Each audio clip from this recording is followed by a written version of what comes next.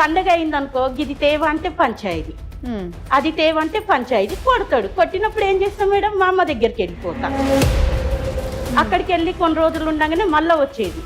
మళ్ళీ ఇదే కొట్టడం వెళ్ళిపోవడం, నాయన కొట్టడం నేను వెళ్ళిపోవడం, ఇదే జరిగేది. తర్వాతకి ప్రెగ్నెన్సీ అయినా ఇక మందు తాగి వచ్చి కొట్టడం చేయడం. ఇక నేను వెళ్ళిపోయిందంటే ఇష్టరాజం, ఇల్లు ఆయనది కదా. నేను వెళ్ళిపోయిందనుకో ఇంట్లోకి ఎవరినైనా తీసుకురావచ్చు. ఇక తాగి ఉన్నాడు, డ్రైవింగ్ చేసిండు, యాక్సిడెంట్ అయింది, చనిపోయిండు. చనిపోయినప్పుడు నేను రాలే మేడం, మరి నన్ను తీసుకొచ్చేటోళ్ళు ఎవరు? అదేంటమ్మా, భర్త చనిపోతే తీసుకొచ్చే వాళ్ళు ఏంటి?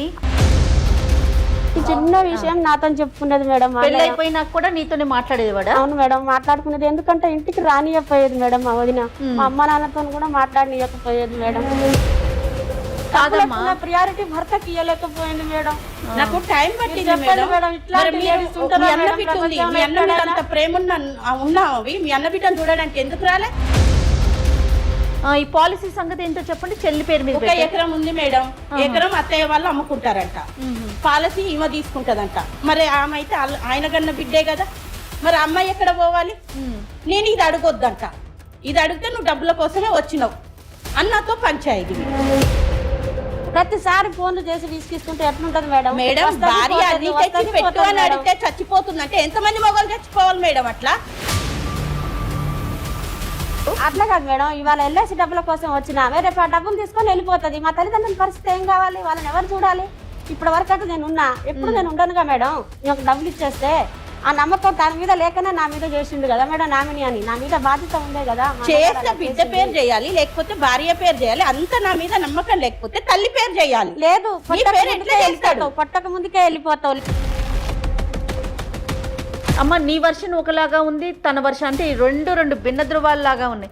నువ్వేమో అసలు ఏ అలవాటు లేవు, అసలుకి మా అన్నయ్య అంత మంచుడు ఈ ప్రపంచంలో లేడని నువ్వు చెప్తున్నావు. అంత దుర్మార్గుడు అలాంటి భర్త అసలు ఏ ఆడపిల్లకి రాకూడదు అన్నట్టుగా తను మాట్లాడతా. ఆమెకి ఆకాశానికి దిగ్గం లేదు మేడం, ఆమెకు అన్నీ హైఫై కావాలి. కాదు శ్రాంతి, నువ్వు ఆ పాపకి ఇస్తా అంటున్నావు, మీ వదిలేకి మాత్రం ఇవ్వవా? ఎందుకు ఇస్తాం మేడం ఆమెకు? బ్రతకాలి.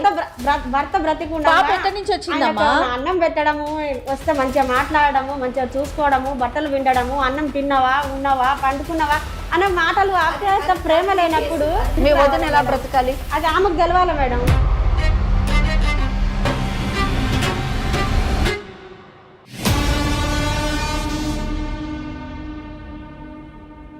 ఇండియాలోనే మొట్టమొదటిసారిగా కరక్కాయ ద్వారా ఆర్గానిక్ హ్యాండ్ బ్లాక్ ప్రింట్ లో అందిస్తున్న ఏకైక స్టోర్ మనవ్ కలంకారీ. మానవ్ కలంకారీ సమర్పించి లీగల్ అడ్వైస్ కార్యక్రమానికి స్వాగతం. మనతో పాటు అడ్వకేట్ వెంకటేశ్వరి గారు ఉన్నారు. నమస్తే అమ్మా. అమ్మ, వదిన మరదలు మన స్టూడియోకి వచ్చారు. ఇది ఒక చిన్న అంటే ఒక ఆస్తికి సంబంధించిన గొడవ. నేను అన్నీ కోల్పోయాను, నా ఆస్తి నాకు ఇవ్వండి, అదైనా కనీసం నాకు ఆసరాగా ఉంటుందని వదిన. ఉన్న మనుషుల్నే వదిలేసుకున్నావు నువ్వు, ఇప్పుడు ఆస్తి నీకెందుకు ఇవ్వాలి, ఇది నాకు వచ్చిందని చెప్పి మరదలు. అసలు వదిన మరదలకు ఆస్తి ఏంటని అనుమానం రావచ్చు. ఒకసారి వాళ్ళతోనే మాట్లాడేద్దామా? స్టూడియోలో ఉన్నారు. నమస్తే అమ్మా. నమస్తే. నమస్తే. మీ పేరు? నా పేరు భాగ్య. భాగ్య. మీరు మరదలా? మీరు వదిన? నేను వదిన. రైట్. భాగ్య గారు చెప్పండి, అసలు ఏంటి సమస్య ఏంటి? లీగల్ అడ్వైస్ కార్యక్రమం దాకా ఎందుకు వచ్చారు? మేడం నమస్తే అమ్మా. నా పేరు భాగ్య. నా మ్యారేజ్ అయ్యి 7 years అవుతుంది మేడం. నా భర్త పేరు వెంకటేశ్వర్లు. నేను మహబూబ్ నగర్ నుండి వచ్చా మేడం. మా అత్తయ్యకి ఒక కొడుకు, ఒక బిడ్డ. మా ఆయన జాబ్ చేస్తాడని నన్ను ఇచ్చినారు మేడం. ఇట్లా చిన్న జాబ్ చేసుకుంటా నెలకు 15,000 తెస్తాడు మేడం. అవి ఇంట్లో సరిపోవట్లేదు. సరిపోనప్పుడు చిన్న చిన్న గొడవలు అనేది అవుతుంటాయి. ఆయన వాళ్ళ అమ్మ మాటలిని చేసి నన్ను కొట్టడం చేయడం ఇట్లా చేస్తుండే. డబ్బు పోవటంతోనే చిన్న చిన్న ఇష్యూస్ వస్తున్నాయి. ఆయన నన్ను కొట్టడం చేయడం చేస్తుంటే నేనేం చేసినంటే ఇక్కడ ఉంటే కొడుతుండని మా పెండ్లైన 6 months మా ఆయనను తీసుకొని వేరే కాపురం పెట్టిన. 6 నెలలకి అక్కడైనా ఏమన్నా మారతాడేమోనని వేరే కాపురం పెట్టిన మేడం. వేరే కాపురానికి ఆయన ఇష్టపడ్డా? మీరు బలవంతంగా తీసుకెళ్ళారు? అంటే రమ్మన్నా సరే అన్నాడు, వెళ్ళిపోయినాం. ఓకే. వెళ్ళిపోయినాక ఏమైంది, తాగడం, గుట్కాలు తినడం, ఇక అమ్మాయిలతోని. అతను ఏం చేస్తుంటాడు? డ్రైవింగ్ చేస్తాడు మేడం. మీరేమన్నా ఉద్యోగం చేస్తున్నారు? నన్ను ఎక్కడికి వెళ్ళనివ్వడు, నేను ఇంట్లోనే ఉంటా. పండగ అయిందనుకో ఇది తేవ అంటే పంచాయతీ, అది తేవ అంటే పంచాయతీ. కొడతాడు. కొట్టినప్పుడు ఏం చేస్తాం మేడం, మా అమ్మ దగ్గరికి వెళ్ళిపోతా. అక్కడికి వెళ్ళి కొన్ని రోజులు ఉండగానే మళ్ళీ వచ్చేది. మళ్ళీ ఇదే కొట్టడం వెళ్ళిపోవడం, నాయన కొట్టడం నేను వెళ్ళిపోవడం, ఇదే జరిగేది. తర్వాతకి ప్రెగ్నెన్సీ అయినా ప్రెగ్నెన్సీ అయ్యి ఇంటికాడ ఉన్నప్పుడు ప్రెగ్నెన్సీ ఉన్న అమ్మాయికి ఏదో ఒకటి తినాలనిపిస్తది కదా, బయటికి వెళ్ళాలనిపిస్తది కదా, ఎక్కడికన్నా వెళ్దామంటే గొడవ చేసేది, ఏదన్నా తింటా అంటే గొడవ చేసేది, ఏమన్నా అంటే ఇంతే అనేది. ఇక నేను ఇక్కడ ఉండలేను అని మా అమ్మ వాళ్ళ ఇంటికి వెళ్ళిపోయినా, పూర్తిగా వెళ్ళిపోయి ఇక అక్కడనే ఉండిపోయినా పాప పుట్టింది. పాప పుట్టినాకనన్నా నన్ను చూడడానికి రాలే మేడం వీళ్ళు. మీ ఆయన వచ్చారా? రాలే మేడం. రాలేదంటే ఎవరు వెళ్ళలేదంటమ్మా. కనీసం మా అత్తయ్య, మా మామయ్య, మా ఆడపడుచు, మా ఆయన రాలేదు. అసలు అత్తవారింటి తరపు నుంచి ఎవరు రాలేదు. నాకు ఉన్నదా మేడం? ఏమండి మీ ఇద్దరు సపరేట్ గా ఉన్నారు కదా, సపరేట్గా ఉన్నప్పుడు మరి మంచిగానే ఉండొచ్చు కదా, మళ్ళీ ఎందుకు అంత ఆయన మీ మీద వ్యతిరేకత పెంచుకున్నాడు? ఇంకా వాళ్ళ అమ్మ కాంచి బయటికి వచ్చేసినామనో తెలియదు మేడం, కానీ నాతో గొడవ పెట్టుకుని అలవాటు పడ్డాడమ్మా. ఇప్పుడు అక్కడ ఉంటే అమ్మాయి ఎలాగానే మళ్ళీ అక్కడికి వెళ్ళినట్టున్నాడు. అది చెడు వ్యసనాలకి దురలవాట్లకి అలవాటు పడిపోయాడు. ఇక మందు తాగి వచ్చి కొట్టడం చేయడం. ఇక నేను వెళ్ళిపోయినంటే ఇష్టరాజం ఇల్లు ఆయనది కదా, అది నేను వెళ్ళిపోయిన అనుకో ఇంట్లోకి ఎవరినైనా తీసుకురావచ్చు. కాదు భాగ్య, అప్పుడు మీ ఇద్దరి మధ్య ఓన్లీ ఫైనాన్షియల్ ఇష్యూ ఒకటే సమస్య, అదే పెద్దగా అయిపోయింది. అదే చాలా పెద్దగా అయిపోయింది. మనం మాట్లాడొచ్చు ఈ విషయంలో, దానికేముంది. అయితే నేను వెళ్ళిపోయినాక పాప పుట్టినాక తను చనిపోయిండు. చనిపోయిండు మేడం. ఎట్లా? యాక్సిడెంట్ అయింది. ఇక తాగి ఉన్నాడు, డ్రైవింగ్ చేసిండు, యాక్సిడెంట్ అయింది, చనిపోయిండు. చనిపోయినప్పుడు నేను రాలే మేడం, ఎందుకంటే నేను హాస్పిటల్లో ఉన్నా, నాకు హెల్త్ ఇష్యూస్ ఉన్నాయి, చిన్న పాప మా అమ్మ వాళ్ళ దగ్గర ఉంది. మరి నన్ను తీసుకొచ్చేటోళ్ళు ఎవరు? అదేంటమ్మా, భర్త చనిపోతే తీసుకొచ్చే వాళ్ళేంటి? కాదమ్మా, భర్త చనిపోతే నువ్వు వెళ్ళకపోవటం ఏంటి? అంత పెద్ద కారణం ఏంటి? నేను హాస్పిటల్లో ఉన్నా మేడం, రాలేని సిచ్యువేషన్ లో ఉన్నా. భర్త చనిపోతే ఏడపిల్ల అయినా రాకుండా ఉంటారా మేడం? మేడం అంటే రాలేని సిచ్యువేషన్ అంటే హాస్పిటల్కి ఎందుకు వెళ్ళావు? ఆపరేషన్ చేయాలి అని అన్నారు మేడం. అంటే సరే అని నేను హాస్పిటల్ అడ్మిట్ అయ్యి ఉన్నా మేడం. భర్త చనిపోతే రాలేని స్త్రీలు ఉన్నారా మేడం? నువ్వు ఏమవుతావమ్మా? ఆవిడకి ఏమవుతావు? మా వదిన మేడం. ఆమె చెప్పు, ఎందుకు రాలేకపోయిందంట? మా వదిన చెప్పేది అంతా అబద్ధం మేడం, ఒక్కటైనా కరెక్ట్ లేదు మేడం. ఆపరేషన్ లేదు, ఏం లేదు మేడం. ఊరికే హాస్పిటల్కి వెళ్ళింది? అసలు హాస్పిటల్కి వెళ్ళలేదు? హాస్పిటల్కే వెళ్ళలేదు మేడం. మా అన్నయ్యకి నేనంటే చాలా ఇష్టం మేడం. మా అన్నయ్య ఉన్నదే మాకు ఆయన ఒక్కడే మేడం. నేను మా అన్నయ్య చిన్నప్పటి నుంచి కలిసిమెలిసి పెరిగినాం మేడం. మా అన్నయ్యకి పెళ్ళైన 5 years కు నాకు కూడా పెళ్ళైపోయింది మేడం. మీ భర్త ఏం చేస్తారు? Software madam. ఓకే, ప్రతి సాఫ్ట్వేర్ చిన్న విషయం నాతో చెప్పుకునేది మేడం. పెళ్ళైపోయినాక కూడా నీతోనే మాట్లాడేవాడా? అవును మేడం, మాట్లాడుకునేది. ఎందుకంటే ఇంటికి రానియకపోయేది మేడం మా వదిన. మా అమ్మ నాన్నతో కూడా మాట్లాడనియకపోయేది మేడం. అంత టార్చర్ పెట్టేది మేడం ప్రతి విషయంలో. మా అన్నయ్యకి వచ్చేది 15,000 రూపాయల జీతంతో. లేదు మేడం, మేడం మీరు ఆలోచించండి మేడం. తన అబద్ధం చెప్తుంది. ఉండాలని కోరుకుంటది మేడం ఎప్పుడైనా. 15,000తో పల్లెటూరులో అంటే అది ఐఫై అవుతుందా మేడం? అన్ని అబద్ధాలు మేడం, నిజం లేదు మేడం. అవన్నీ నిజాలు అయితే చనిపోయిన 1 year అవుతుందిగా మేడం. కనీసం మా అమ్మ నాన్నని చూస్తానికన్నా రావాలిగా మేడం. మేడం హాస్పిటల్ ఉన్నా మేడం, నాకు ప్రియారిటీ భర్తకి ఇవ్వలేకపోయింది మేడం. నాకు టైం పట్టింది మేడం. మీ అన్న మీద అంత ప్రేమ ఉన్నావి, మీ అన్న బిడ్డను చూడడానికి ఎందుకు రాలే? నువ్వన్నీ అబద్ధాలు కదా. ఎవరు ఉండరు. అట్లా కావాలంటే మేడం గారిని మన ఊరికి తీసుకెళ్దాం, వాళ్ళే చెప్తారు. నువ్వు ఇన్ని అబద్ధాలు మా ఊరికి రండి మేడం, వీళ్ళెన్నడన్నా వచ్చి చూసినారేమో చెప్తారు జనాలు. కాదమ్మా, ఇద్దరు వ్యాలిడ్ పాయింట్స్ చెప్తా ఉన్నారు చూడు. భర్త చనిపోతే ఈవిడ వెళ్ళలేదు, కనీసం పిల్లుంది, మళ్ళీ చూసే అవకాశం ఉండదు భర్తని అనే ఇళ్ళలా. పాపను కూడా తీసుకురాలే మేడం చూపిస్తానికి. అన్న చనిపోయాడు, అన్న కూతురు ఆ వదిన దగ్గరే ఉందని చెప్పి అటువైపు నుంచి ఎవరు వెళ్ళలా. అంటే రెండు ఒకేలాగా కనిపిస్తా ఉన్నాయి చూడండి. ఇవాళ డబ్బుల కోసం వచ్చింది మేడం. డబ్బులు మా తల్లిదండ్రుల డబ్బులు ఏంటమ్మా? ఇక్కడ డబ్బుల సమస్య ఏంటంటే ఆస్తి పంపకాలు ఏమైనా ఉన్నాయా? మా సారు LIC కట్టుకుంది మేడం. మీ హస్బెండ్ నామిని ఎవరి పేరు పెట్టాలి మేడం? ఎవరి పేరు మీద పెట్టాడు? పెడితే బిడ్డ పేరు పెట్టాలి, లేకపోతే పెండ్లం పేరు పెట్టాలి. చెల్ల పేరు పెడతారా మేడం? ఎప్పుడు కట్టుకున్న LIC? పెళ్లి తర్వాత కట్టిందా, పెళ్లికి ముందు కట్టుకున్నదా? అంటే నా పెండ్లైన 1 year తర్వాత కట్టిండు మేడం.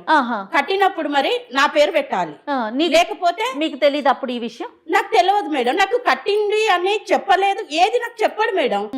ఏది క్వశ్చన్ చెయ్యొద్దు అన్న. ఇప్పుడు నువ్వు ఈ టైంకి ఎందుకు వచ్చినావు, నువ్వు ఎంత తెచ్చినావు, ఏంది బయటికి పోయి తెద్దాం రా అని మనం అడగొద్దిగా ఆయనని. ఇట్లా బయట అడిగితే తాగి మాటకు బయటికే అంటది మేడం. ఆయన స్తోమత కూడా అర్థం చేసుకోవాలి కదా మేడం. మనం ఆడవాళ్ళం కదా, మన భర్త స్తోమత తెలుసుకోవాలి కదా మేడం. మేడం నేనేమన్నా బంగారం కొని అన్నానా లేకపోతే మా అన్న యాక్సిడెంట్ లో చనిపోయాడు మేడం. ఒక్క ఉన్న ఆధారం కూడా మేము మిస్ అయిపోయినాం మేడం ఈమె చేపట్టి. ఈ పాలసీ సంగతి ఏంటో చెప్పండి. చెల్లి పేరు మీద ఒక ఎకరం ఉంది మేడం. ఎకరం అత్తయ్య వాళ్ళు అమ్ముకుంటారంట, పాలసీ ఈమె తీసుకుంటదంట. మరి ఆమె అయితే ఆయన కన్నా బిడ్డే కదా, మరి అమ్మాయి ఎక్కడ పోవాలి? నేను ఇది అడగొద్దంట. ఇది అడిగితే నువ్వు డబ్బుల కోసమే వచ్చినావు అన్నతో పంచాయతీ. అవును మేడం, మరి డబ్బుల కోసం వచ్చినట్టే కదా. భర్త చనిపోయినప్పుడు పాప సంగతి ఏంటి మరి? ఆ పిల్లని మీరు చూసుకుంటారా? మీ అమ్మ నాన్న చూసుకుంటారా? చూసుకుంటా మేడం. నా తల్లిదండ్రులు ఇప్పటిదాకా నేను చేస్తారు మేడం. పిల్లని చూసుకోవటం కదమ్మా, బాధ్యత తీసుకోవాలి. బాధ్యత నేనే తీసుకుంటా మేడం. మరి తన పరిస్థితి ఏంటి అప్పుడు? అది ఆమె ఇష్టం, అది ఆమె ఇష్టం మేడం.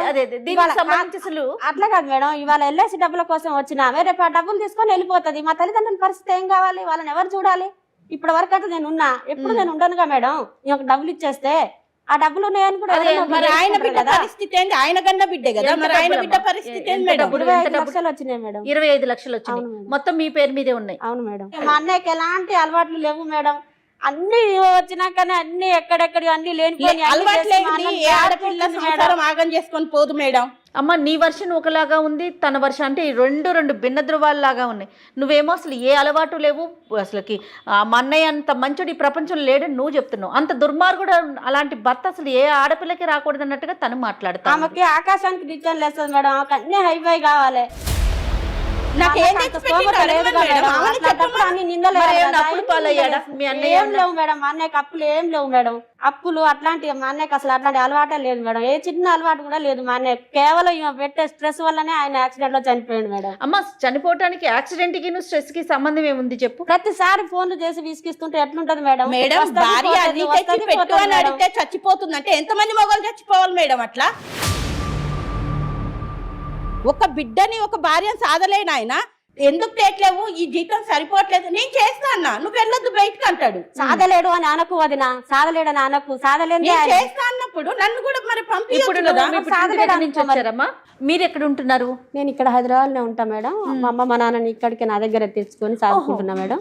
అమ్మ నాన్న ఇద్దరు కూడా మీ దగ్గరే ఉంటారు మేడం. మరి ఇప్పుడు ఈవిడ ఎప్పుడు వచ్చారు మీ దగ్గరికి? అన్నయ్య చనిపోయినాక ఎన్ని రోజులకి మీ ఇంటికి వచ్చారు? డబ్బులు వచ్చినాయి అని తెలిసి వచ్చింది మేడం. అప్పటిదాకా అసలు ఆమె ఎక్కడుందో ఏం చేస్తుందో కూడా మాకు తెలియదు మేడం.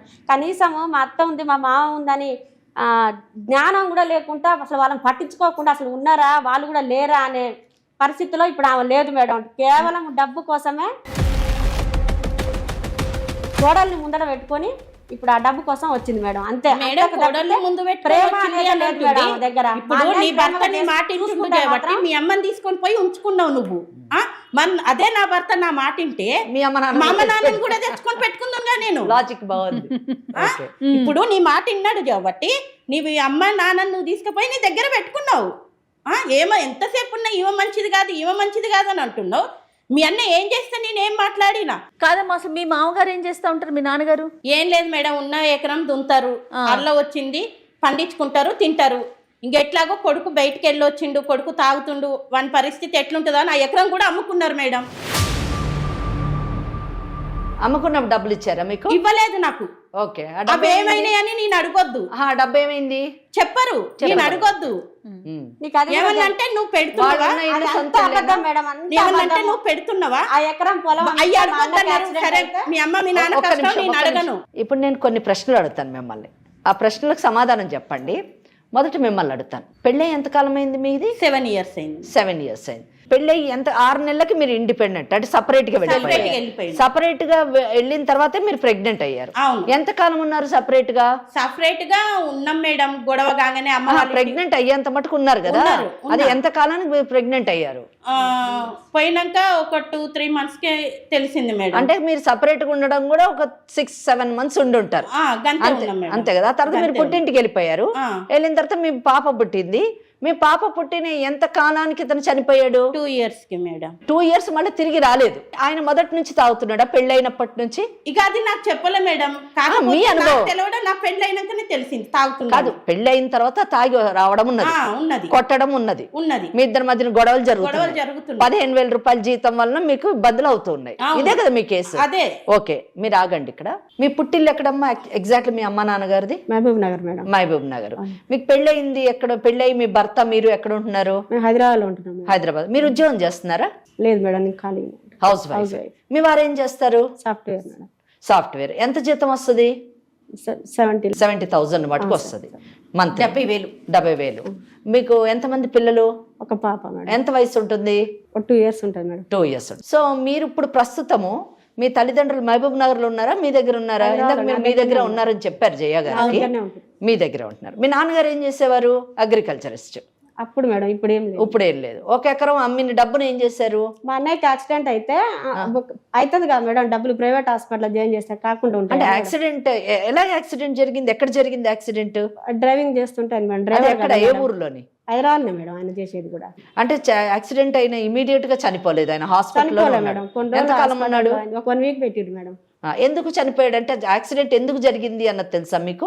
ఎందుకు జరిగిందంటే ఇక ఇట్లా ఫోన్ చేయడం వల్ల, ఫోన్ మాట్లాడుకుంటూనే అయింది మేడం యాక్సిడెంట్. మీ రిపోర్ట్స్ ఉన్నాయండి? LIC రిపోర్ట్స్ కానివ్వండి, మెడికల్ రిపోర్ట్స్ కానీ ఉన్నాయా మీ దగ్గర? ఒకసారి ఉంటే చూపించండి మేడంకి ఇవ్వండి. అంటే తనతోనే మాట్లాడుతుంటే, తన భార్యతో మాట్లాడుతూనే యాక్సిడెంట్ అయిందని అంటారా? మాట్లాడుతుంటేనే అయింది మేడం. సరే, ఫోన్ మాట్లాడుతున్నాడు అక్కడ, ఆవిడే అనే మీరు ఎలా చెప్తారు? కాల్ లిస్ట్ తెలుస్తుంది కదా మేడం. ప్రతి 5 నిమిషాలకు ఒకసారి ఫోన్ చేసి డిస్క్ పెడుతూనే ఉంటది, టార్చర్ పెడుతుంటది. వచ్చేది లేదు, సచ్చేది లేదు, సంసారం చేసేది లేదు, ఏం లేదు. ప్రతిసారి ఇదే. ఇక ఇట్లా చేయడం వల్లనే మా అన్నయ్య చనిపోయాడు మేడం. ఉన్న ఒక్క ఆదరు దిక్కు కూడా మా అమ్మ మా నాన్నకు లేకుండా చేసింది మేడం. ఇప్పుడు డబ్బుల కోసం వచ్చి కొట్లాడుతుంటే భర్తకు ఫోన్ చేయడం కూడా తప్పేనా మేడం? తప్పు కాదంటలేదు మేడం, మంచి కోసం చేయాలి మేడం. భర్తకి మంచి కోసం చేయాలి, మంచి కోసం చేయాలి. నా భర్త నేను ఇట్లా టార్చర్ పెట్టాను కదా, టార్చర్ పెట్టాను కదా, నేను నీళ్ళకి అట్లా టార్చర్ పెట్టాను దాని కదా. నేను ఎందుకు తీసుకెళ్ళి సాధాలే తెచ్చి. ఒక్క నిమిషం శ్రవంతి, ఇప్పుడు ఆ డబ్బులోనే ఆమెకి అంటే మీ వదిన కూతురికి ఏమైనా ఇవ్వడానికి సిద్ధంగా ఉన్నావా నువ్వు? సిద్ధంగానే ఉన్నా మేడం. ఒక్క రూపాయితో సహా మా అన్న పిల్లలకి, మా అమ్మ మా నాన్నకి పెట్టుకుంటా మేడం. దానికి మీరు ఏ సొల్యూషన్ చెప్తారు దానికి నేను రెడీగా సిద్ధపడే. నాకు ఒక్క రూపాయి కూడా చదువుకైనా పెళ్లికైనా డబ్బులు కావాలిగా మేడం. తన ఆడ ఎట్లా ఏం చేస్తా పిల్లకి పెళ్లి ఆమెకే ఇస్తా కదా మేడం. ఇస్తా అంటుంది కానీ ఇప్పుడు ఇయ్యదంట. ఆమెకి పెళ్లి చేసే టైం వస్తది కదా, అప్పుడు ఇస్తదంట. ఎవరికో పెళ్లి ఇప్పుడు ఎవరో వస్తారు చేసుకుంటానని, ఆయనకి ఇస్తా అన్నప్పుడు మరి ఈమెను ఎట్లా చదివియాలి? నేను ఎవరో కాదు కాదు శ్రవంతి, నువ్వు ఆ పాపకి ఇస్తా అంటున్నావు, మీ వదిలేకి మాత్రం ఇవ్వవా? ఎందుకు ఇస్తాం మేడం ఆమెకు? బ్రతకాలి, భర్త బ్రతికుండా అన్నం పెట్టడము, వస్తే మంచిగా మాట్లాడము, మంచిగా చూసుకోవడము, బట్టలు విండడము, అన్నం తిన్నావా, ఉన్నావా, పండుకున్నావా అనే మాటలు. అది మీ కేసు అంతేగా మేడం. ఓకే, అట్లా ఆమె ఎలా బ్రతకాలి? మీ వదిన ఎలా బ్రతకాలి? అది ఆమెకు తెలవాలి మేడం. అన్న వదిన కలిస్తేనే కదా నీకు పాప వచ్చింది. అవును మేడం, ఆమెకు ఆ సోయి ఉంటేనే కదా మేడం. ఆ సోయి ఉంటే ఇట్లా ఉంటుంది మేడం. వదిలేసినట్టు నేను బిడ్డని. భర్త చనిపోతే భార్య ఏ సిచ్యువేషన్ లో ఉన్నా వస్తుంది మేడం. మనం ఏ సమాజంలో బతుకుతున్నాం మేడం? నేను లేవలేని పరిస్థితిలో ఉన్నా మేడం. ఎంత లేవలేకుండా 10 మందిని బతలాడుకున్నా భర్త ఉండదా మేడం? మీకంటే ఎక్కువ నష్టం నాకే. భాగ్యం, మీ ఆడపడుచు నీకు డబ్బులు ఇవ్వను, మా అన్న కూతురికి ఆమె పెళ్లి టైంలో ఇస్తాను అంటుంది. మీరు మా దగ్గరికి ఎందుకు వచ్చారు? పెళ్లి టైం డబ్బులు ఇస్తే ఇప్పుడు ఎవరో చేసుకోవడానికి వస్తారు, ఆయనకి ఇస్తా అంటారు. ఓకే, మీరు ఇప్పుడు మా దగ్గరికి ఎందుకు వచ్చారు? ఏం పెట్టి చదివియాలి? నేనే చదివిస్తా. సో మీకు మొత్తం అమౌంట్ కావాలి పెట్టుకుంటా మేడం. ఇచ్చేయమంటున్నారా? ఆ పిల్లని మీరు ఇచ్చేసేయమంటున్నారా? ఇచ్చేసినా నాకు ఇచ్చేసినా నేను చదువుకొని ఆమెకు చదువు కాంచాలి, పెళ్లి చూసుకుంటా మేడం.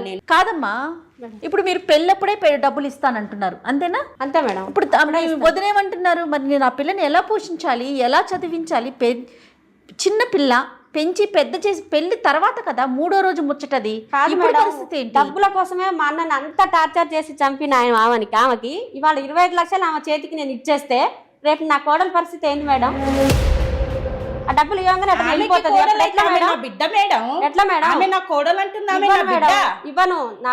నా అన్న బిడ్డకు నేను ఇట్లా అన్యాయం ద్రోహం చేయనియను మేడం, డబ్బులు ఇవ్వగానే అట్లా వెళ్ళిపోతుంది. తర్వాత ఆమె పరిస్థితి ఏంటి? నా మా తల్లిదండ్రుల బిడ్డను పరిస్థితి ఏంటి నేను మేడం? ఎందుకు పోతా మేడం? మా అమ్మ మా నాన్నని ఎవరు చూడాలి? సో అప్పుడు మీ అమ్మా నాన్నని చూసుకోవాలి, మీ మేనకోడలు పెళ్ళప్పుడు చూసుకోవాలి మాత్రమే కదా. డబ్బులు ఇస్తానంటారు. అంతే మేడం. మీరేమంటారు? లేదు మేడం, నా భర్తకు వచ్చినాయి నా పిల్లకి ఇవ్వాలి. ఇవ్వను. నీ భర్త అని నువ్వు ఆయన మరి చూసుకోవాలి. మీ అత్త మామని మీరు చూసుకుంటారా? ఉంటే చూసుకుంటాం మేడం. అన్నా అబద్ధం మేడం. ఈమె చూడదు. వాళ్ళు ఉండరు ఈమె మేడం. చూడదు మేడం. ఈమె మంచిగా చూస్తే ఎందుకు ఉండరు మేడం? కొడుకు ఈమె మంచిగా చూస్తే ఉండాలి. ఎందుకు ఉండరు? ఇప్పుడే ఆడుంటారు మేడం వాళ్ళు. ఏంటమ్మా ఈ సమస్యకి పరిష్కారం ఏంటి? ఈ అసలు ఏం మాట్లాడాలి? ఈ సమస్య నిజానికి చాలా క్రిటికల్. సో ఇక్కడ ఇది ప్యూర్లీ ఒక విధంగా చెప్పాలంటే కుటుంబ సమస్యే, అంతే. కానీ ఆర్థిక పరంగా ముడిపడి ఉన్నటువంటి సమస్య. ఇక్కడ వదిన మన ముందు ప్రజెంట్ చేసినటువంటి కేసు నేను అబ్సల్యూట్లీ కరెక్ట్ అని నేను అనుకుంటున్నాను. ఎందుకు కరెక్ట్ అంటే ఆమె అనేక కష్టాలు అయితే పడ్డది. ఇక్కడ జీతం కేవలం 15,000 రూపాయలు. ఆ 15,000 రూపాయల్లోని ఇటు కుటుంబాన్ని నడిపించాలి. చిన్న చిన్న కోరికలు ఉంటాయి. మిడిల్ క్లాస్, లోయర్ మిడిల్ క్లాస్కి ఎన్ని కోరికలు ఉన్నా ఆ కోరికల్ని సప్రెస్ చేసుకొని వాటిని అణిచివేసి కుటుంబం నడిపిస్తే చాలు, మన కుటుంబం గౌరవంగా ముందుకు వెళితే చాలు, మన రోజువారీ అవసరాలు తీరితే చాలు అని జీవితానికి అడ్జస్ట్ అయ్యి బ్రతుకుతున్నటువంటి వాళ్ళు మన సమాజంలో 190% ఉంటారు. ఆ 90%లోని మనకి అమ్మాయి భాగ్య ఒకటి అని చెప్పచ్చు. అయితే ఆ చాలని జీతంలో వచ్చేటటువంటి కష్టాలే ఇవన్నీ. అంటే భార్యాభర్తల మధ్యన వచ్చే గొడవలు కేవలము ఇంటికి సరిపడినటువంటి జీతంతో వచ్చేటటువంటి కష్టాలే. ఇక్కడ ఆ దిశలోనే ఒక మామూలు సగటు మహిళలాగా మన భాగ్య తన భర్త తెచ్చేటటువంటి జీతం సరిపోదని, ఇంటికి ఇంకా అవసరాలకి ఇంకా కావాలి అని చెప్పేసి తరచూ అడగడము గొడవలకి దారితీస్తుంది. It has frustrated the husband అని చెప్పాలి. డిసీజ్డ్, చనిపోయిన అతన్ని ఒక ఫ్రస్ట్రేషన్కి తీసుకెళ్ళింది. ఎప్పుడైతే మగవాడు ఫ్రస్ట్రేషన్కి గురవుతాడో ఇక్కడ కుటుంబం అన్నది ఎలాగ ఉండాలంటే ఎప్పుడు కొడుకు చేసేటటువంటిది కరెక్ట్, కొత్తగా వచ్చినటువంటి కోడలు ఒక తప్పు, ఆమె ఏది చెప్పినా తప్పే చేస్తుంది, ఆమె అసలు ఈ కుటుంబంలో అంతర్భాగం కాదు అని చూసేటటువంటి అత్తమామలు చాలామంది మన సమాజంలో ఈనాటికి ఉండడం మనం గమనించదగినటువంటి విషయం. భాగ్య ఒక అత్తమామలు కొడుకు జీతం కేవలం 15,000 మాత్రమే, ఆ జీతం వాళ్ళ కుటుంబం నడవడానికి సరిపోవట్లేదు అన్న ఒక చిన్న విషయాన్ని అర్థం చేసుకుని ఉంటే వాళ్ళిద్దరి మధ్యన వచ్చినటువంటి గొడవల్ని ఎక్కడికక్కడ సర్ది చెప్పి వాళ్ళిద్దరిని కలిపి ఒక మంచి కుటుంబంగా నడిపేటటువంటి అవకాశం ఉండేది. నిజం చెప్పాలంటే వాళ్ళు అలా చేస్తుంటే వాళ్ళ కొడుకుని కోల్పోయేవారు కాదు. ఇది అక్కడ పెద్ద లాస్. వాళ్ళు ఏమనుకున్నారంటే కోడలు బయటికి వెళ్ళిపోయింది, కోడలు పీడ వదిలింది అనుకున్నారు, కానీ వాళ్ళ కొడుకునే పోగొట్టుకున్నారు అన్న చిన్న విషయాన్ని వాళ్ళు మిస్ అయ్యారు ఇక్కడ. ఇంకా రెండోది వాళ్ళు ఏం చేశారు, తల్లిదండ్రులు ఇద్దరు కూడా కొడుకుని సపోర్ట్ చేశారు. ఇక్కడ చెల్లెలు కూడా స్రవంతి కూడా అన్నకి సపోర్ట్ చేయడం వల్ల అతనికి ఇక్కడ ముగ్గురు సపోర్ట్ దొరికేసరికి భార్య అన్నది ఒక పనికిరాని వ్యక్తిగా, ఈమెను వదిలించుకుంటేనే చాలు అనేటువంటి ఆలోచన, ఈమె ఒక గయ్యాలిది, ఈమె ఎప్పుడు చూడు నన్ను బ్రతకనివ్వటం లేదు అనే ఆలోచనలోకి అతన్ని తీసుకొని వెళ్ళింది బ్రతుకున్నప్పుడు. ఇది ఇక్కడ మనం గమనించదగినటువంటి విషయం. అతనికి ఉన్నటువంటి వ్యసనాలని వీళ్ళు ప్రోత్సహించడం. అట్లీస్ట్ నువ్వు తాగు అని చెప్పకపోవచ్చు, కానీ నువ్వు తాగుతున్న తప్పు అని చెప్పలేదండి, అది రాంగ్. నువ్వు తాగు అని ఏ తల్లిదండ్రులు ప్రోత్సహించారు, నేను ఒప్పుకుంటాను, కానీ తాగొద్దురా అని చెప్పేసి బెదిరించేటటువంటి తల్లిదండ్రులు చాలా తక్కువ మంది ఉంటారు. ఇక్కడ చెల్లెలు కూడా నీ వల్లనే మా అన్నయ్య వ్యసనాలకు లోనయ్యాడు అని అంటుంది, కానీ ఆ మనసుకు తెలుసు పెళ్లి కాకముందు కూడా వాళ్ళ అన్నయ్య తాగుతూ ఉండేవాడు అని చెప్పేసి. సో ఇక్కడ ఏంటంటే ఇక్కడ ఆడపడుచు అనేటటువంటి ఆమె అన్న బాగుండాలి, వదిన బాగుండాలి, వదిన కూతురు బాగుండాలి అనే ఆలోచనలో ఉంటే బాగుండేది. కానీ అన్ననే కరెక్ట్, వాళ్ళు బాగుండకూడదు అన్నది ఆమె ఉద్దేశం కాకపోయి ఉండొచ్చు, కానీ మా అన్ననే కరెక్ట్, మా వదిననే తప్పు, ఆమె గయ్యాలిది, ఆమె వల్లనే మా అన్న మా అన్న వ్యసనాలకు లోనయ్యాడు, మాకు దూరం అయ్యాడు అనే ఆలోచనలోని ఆడపడుచుండడం ఇక్కడ చాలా దురదృష్టకరమైనటువంటి విషయం. అంటే ఇక్కడ ఈ కేసు మనం ఒక్క కేసులాని తీసుకోకూడదు. సమాజంలో ఇలాంటి సమస్యలతో ఉన్నటువంటి ప్రతి ఒక్కరూ ఆలోచించాల్సింది ఏంటంటే వదిన బాగుంటేనే అన్న బాగుంటాడు, వాళ్ళిద్దరు బాగుంటేనే వాళ్ళకు పుట్టినటువంటి పిల్లలు బాగుంటారు, అందరు కలిసి ఉంటేనే కుటుంబం బాగుంటుంది. అప్పుడు ఆ కుటుంబం ఆరోగ్యకరమైనటువంటి కుటుంబం, అంటే మానసికంగా ఆరోగ్యకరమైనటువంటి కుటుంబం తప్పకుండా తల్లిదండ్రులకి అండగా ఉంటారు, అత్తమామలకి అండగా ఉంటారు.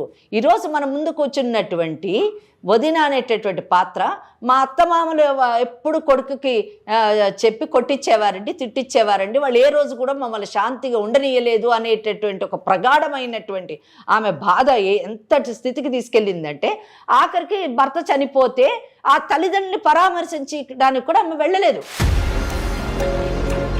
ఆమె మనసు విరిగిపోయింది, ఆమె మనసు అక్కడ విరిగిపోయింది.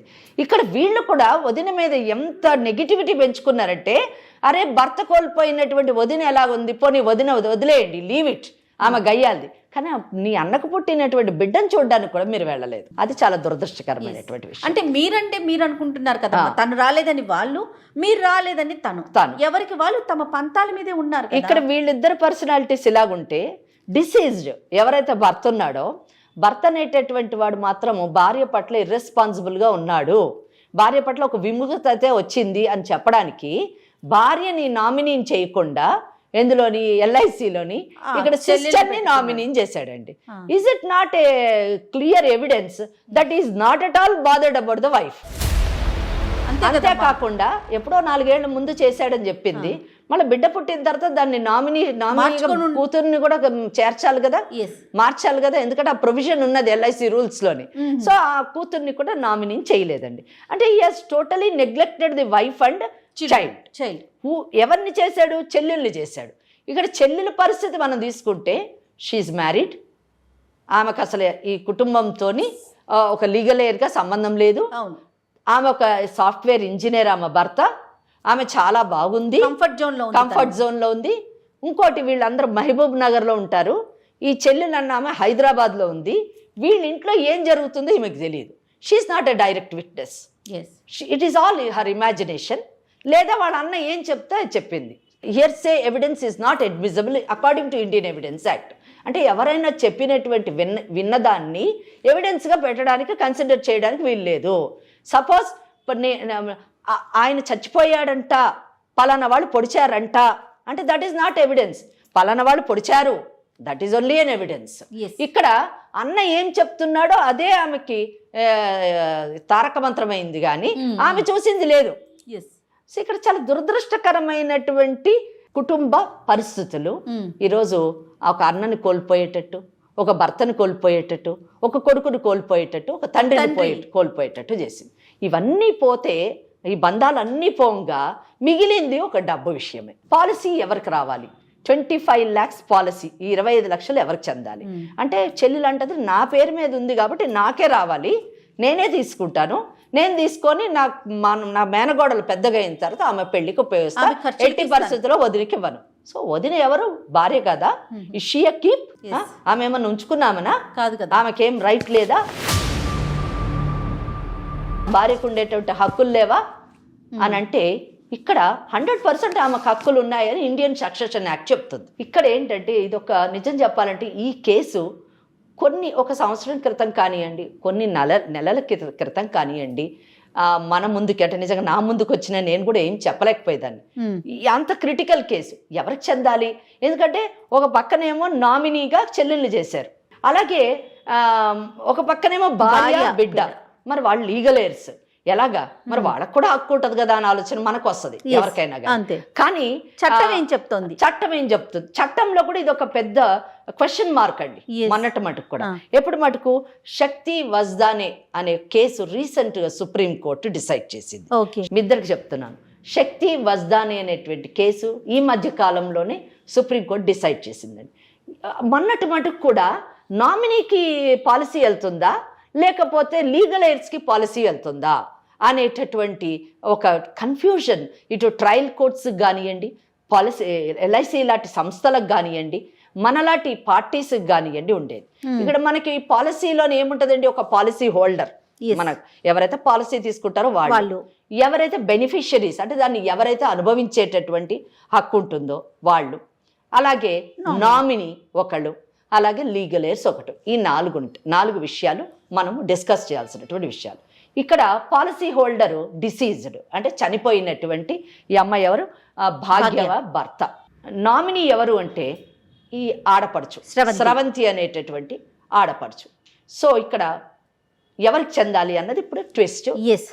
అది మనము నిజం చెప్పాలంటే మీరు కానివ్వండి, నేను కానివ్వండి, ఒక సెంటిమెంట్తోనో ఒక కంపాషన్తోనో మనము ఈమెకే చెందాలి లేదా ఆమెకి ఆడపడుచుకే చెందాలి లేదా సగభాగం చేసుకోండి అని డిసైడ్ చేయడానికి లేదు.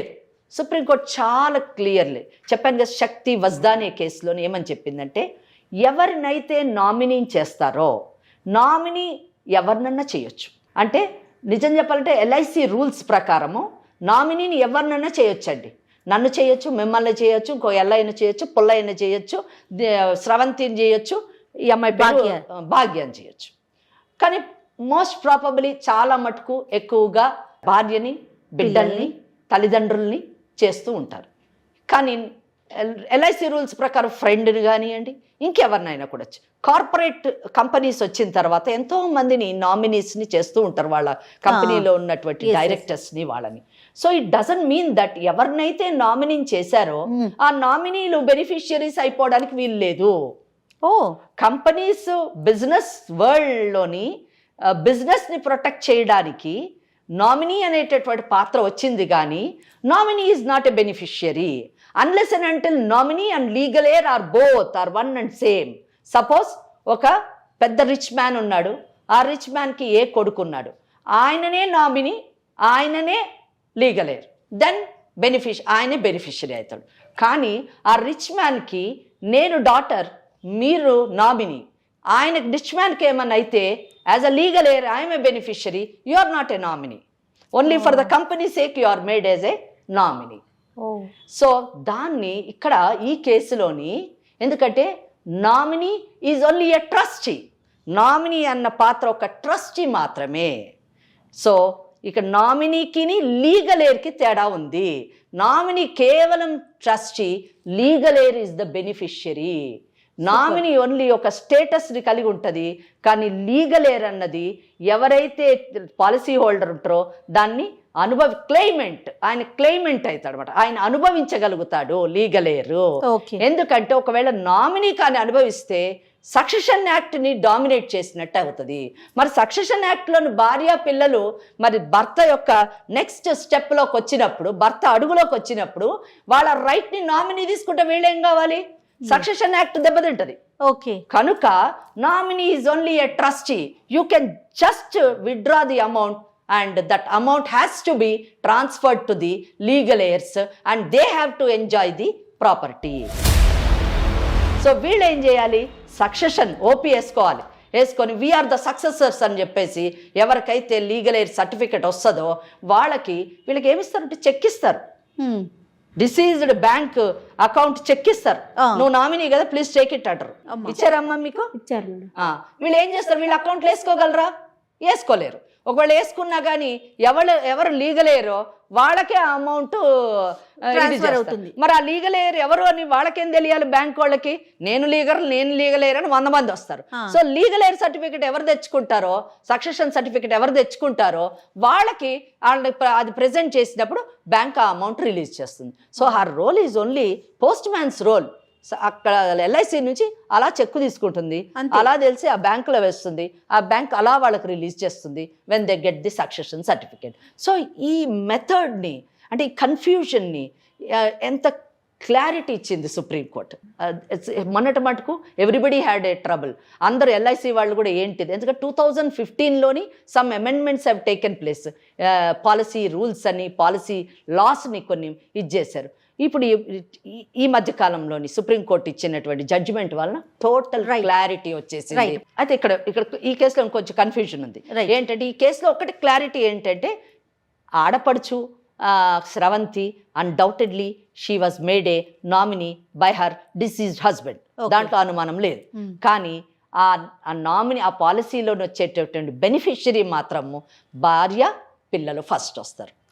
సో వాళ్ళిద్దరికే ఆ అమౌంట్ వెళ్తుంది. కానీ ఇక్కడ ఈ అమ్మాయి ఒక్క డౌట్ మనం ఇక్కడ మటుకు లాలోని ఏం మార్పు చేయడానికి లేదండి, మన చేతిలో ఏం లేదు, చట్టం పరిధిలోనే ఉండాలి. మనం చెప్పిన నువ్వు తీసుకోమ్మా అని చెప్తే కూడా ఎవరు ఇచ్చేది లేదు, అక్కడ నువ్వు తీసుకోమ్మా అని చెప్తే కూడా ఎవరు ఇచ్చేది లేదు. కానీ ఇక్కడ మన మటుకు వచ్చినందుకు చిన్న మనము ఒక మంచి పని చేయొచ్చు. సామాజిక ఆ కుటుంబ కోణంలో ఆలోచించి ముఖ్యంగా చిన్నారి భవిష్యత్తుని దృష్టిలో పెట్టుకొని మనం ఆలోచించి మనం చేయగలిగింది ఏంటంటే, మనం ఆడపడుచుకి ఇక్కడ ఒక్క మాటలోని నేను ఆమెను సపోర్ట్ చేస్తున్నాను, ఆమెతో నేను ఏకీభవిస్తున్నాను. ఏ విషయంలోనంటే ఆ అమ్మాయి ఒకటి చెప్పింది, ఏమండి ఆ అమ్మాయి మా వదిన మా అన్ననే చూడలేదు, సరే నమ్ముదాం అక్కడికి. ఇప్పుడు ఏం నమ్మినా నమ్మకపోయినా ఎవరు కరెక్ట్ ఎవరు రాంగ్ అని చెప్పుకోవడం అనవసరం. ఎందుకంటే అసలైన వ్యక్తి ఇక్కడ లేడు మనకు చెప్పడానికి, మన ఫోన్ కాల్ కలపడానికి ఆయన లేడు, అక్కడ ఫోన్ కాల్ పోదు. కానీ ఇక్కడ నేను ఒక్కటి చెప్తున్నాను, ఆ అమ్మాయి భవిష్యత్తు గురించి ఈ అమ్మాయి మాటని మనం గౌరవించి, అంటే ఆడపడుచు మాటని గౌరవించి ఆ అమౌంట్ని మీరు రిలీజ్ అయిన తర్వాత ఆ పాప పేరు మీద ఒక 15 lakhs మీరు FD చెయ్యండి. ఆ అమ్మాయి పెద్దగా అయ్యేంత మటుకు, మేజర్ అయ్యేంత మటుకు ఓ 15 lakhs FD చేసి బ్యాలెన్స్ 10 lakhsని బ్యాంకులో వేసి దాని మీద వచ్చే ఇంట్రెస్ట్తోని లేదా అందులోంచి అవసరమైనటువంటి ఖర్చులు, ఎందుకంటే ఇక్కడ వదిన అడిగినటువంటి ప్రశ్నలు నిజంగా చాలా ఆలోచించదగినటువంటి ప్రశ్నలు. డబ్బంతా అమ్మాయి పెళ్లికేస్తే, చిన్నపిల్ల పెళ్లికేస్తే మరి వీళ్ళు ఎలా బ్రతకాలి, ఏం తినాలి, ఆ అమ్మాయి చదువు ఎలా చెప్పించాలి, చదివియాలి కదా, అది చాలా ఇంపార్టెంట్ కదా. ఇప్పుడు మీ అన్నయ్య చదువుకోనందుకే జీవితం ఎలా అయింది, మీ వదిన చదువుకోనందుకు జీవితం ఎలాగైంది, నీ అదృష్టం ఏదో బాగుండి నీకేదో సాఫ్ట్వేర్ ఇంజనీర్ వచ్చాడు, నువ్వు బ్రతుకుతున్నావు. మీ తల్లిదండ్రులు చదువుకోలేక ఉన్న ఎకరం పొలం అమ్ముకొని వాళ్ళు నీ పంచన చేరారు. ఇటువంటి పరిస్థితుల్లోని చదువు ఎంత ఇంపార్టెంట్ ఆర్థికంగా నిలదొక్కుకోవడానికి అన్న విషయాన్ని మనం గుర్తించి, ఆ పాప చదువుకోవడానికి డబ్బులు అవసరం కాబట్టి ఆ అమ్మాయికి FD చేసి ఈ 10 లక్షలతోని వీళ్ళు బ్రతకడము, అలాగే దాని మీద వచ్చే ఇంట్రెస్ట్తోని వాళ్ళ జీవనోపాధి, ఆ అమ్మాయి కూడా ఏదో పని చేసుకుంటూ బ్రతుకుతూ ఆ అమ్మాయిని మీరు కూడా వీలైతే ఆర్థికంగా సహకరించి ఆ అమ్మాయిని చదివించారు. ఈ అమ్మాయి వయసు 35 ఏళ్ళు. గబక్కని ఈ అమ్మాయి వేరే ఎవరినన్నా పెళ్లి చేసుకుని వెళ్ళిపోయింది అనుకోండి, ఆ అమ్మాయి భవిష్యత్తు ఏమవుతుంది? ఇప్పుడు నీకు చెప్పింది నీకు అర్థమైందా? చట్టము చాలా పగడబందీ ఉంది.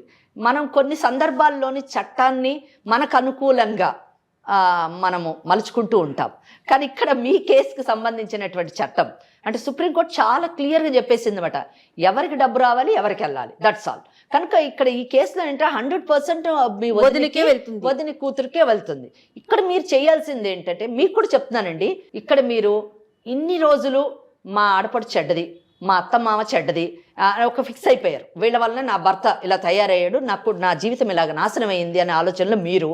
ఈ అమ్మాయి ఏమో మా వదిన చెడ్డది, మా వదిన వల్లనే మా అన్నను మేము కోల్పోయాము, మా అన్న మాకు దూరం అయ్యాడు అనే ఆలోచనలో ఆమె ఉంది.